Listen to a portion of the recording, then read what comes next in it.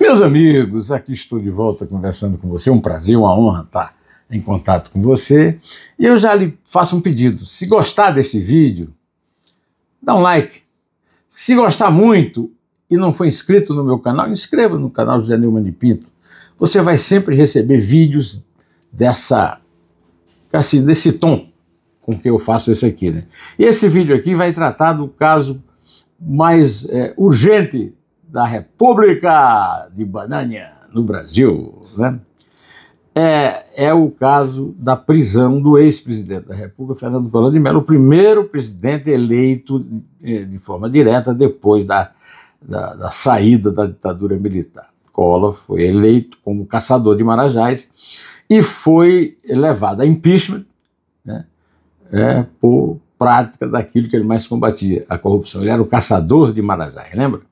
Pois é, Collor foi preso, e aí a pergunta que se faz é o seguinte: e os outros condenados da Lava Jato? Afinal, o Collor foi preso num processo iniciado em Curitiba, na Lava Jato, certo? A Miriam Leitão, no seu blog, no jornal onde trabalha, o Globo, publicou: em primeiro lugar, o caso de Collor não nasce em Curitiba. Portanto, o entendimento do vício identificado pelo Supremo nos processos que envolveu uma relação promíscua entre o Ministério Público e o juiz do caso, o senador Sérgio Moro, não se aplica a esse processo. Pelo tom, você já vê que a Miriam Leitão não é propriamente fã da Lava Jato, nem do Sérgio Moro, né? De qualquer maneira, o Sérgio Moro respondeu no X, ela publicou essa informação no X, e o Sérgio Moro no X respondeu: comprovantes de depósito em dinheiro na conta de Collor foram encontrados no escritório de Alberto Youssef em busca por mim, por ele, Sérgio Moro, autorizada, sendo esta a origem da investigação.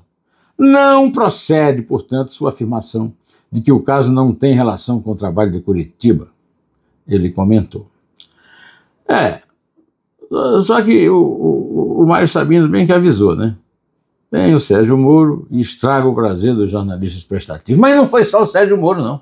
Tem jornalista que não é prestativo e que também interveio no caso de forma brilhante, com a notícia que não vem de fontes, mas da leitura dos arquivos dos jornais. Estou falando de Felipe Moura Brasil, do Antagonista, que acrescenta que o próprio Globo noticiou, em 22 de maio de 2014, que a Polícia Federal encontrou depósitos de Youssef para o senador Collor de Mello.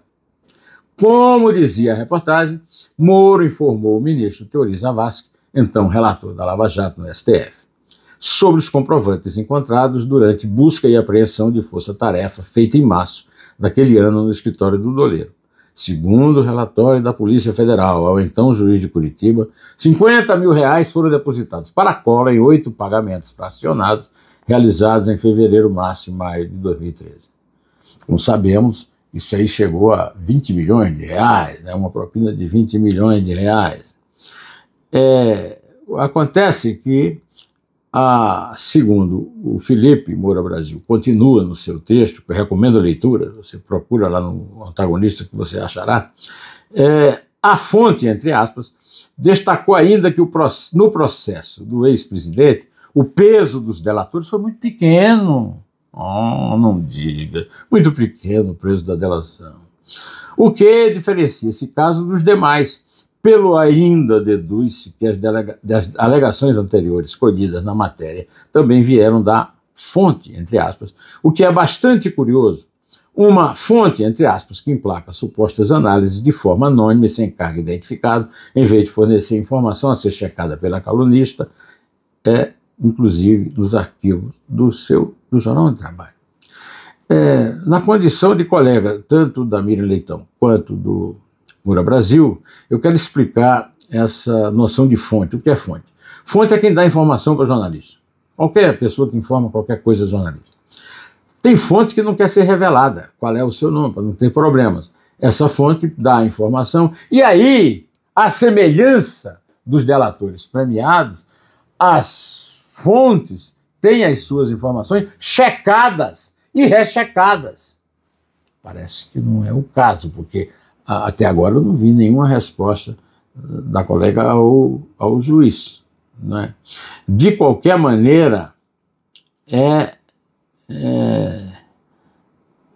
o caso é grave porque por que o Collor está sozinho nessa parada, né?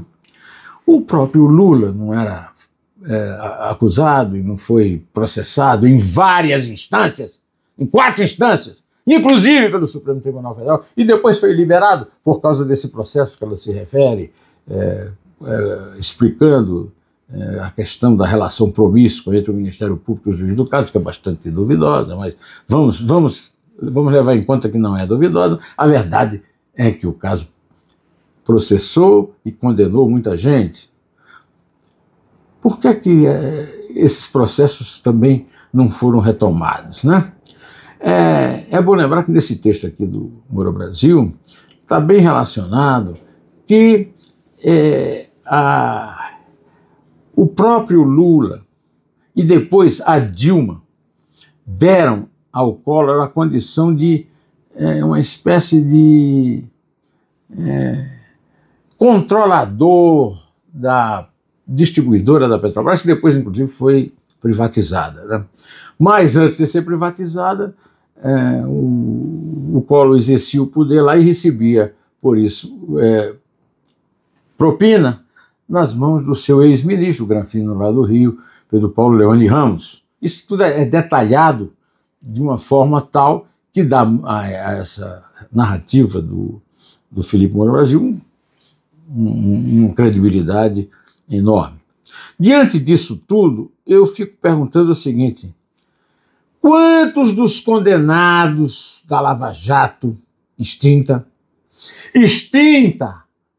por Augusto Aras, procurador-geral da República nomeado por Bolsonaro, o que motivou a saída de Lula da cadeia e o que motivou também a devolução de dinheiro pago por multas das corrupteiras empreiteiras mais ricas do Brasil aos seus ilegítimos donos por decisões de juízes do Supremo, principalmente André Mendonça e Toffoli.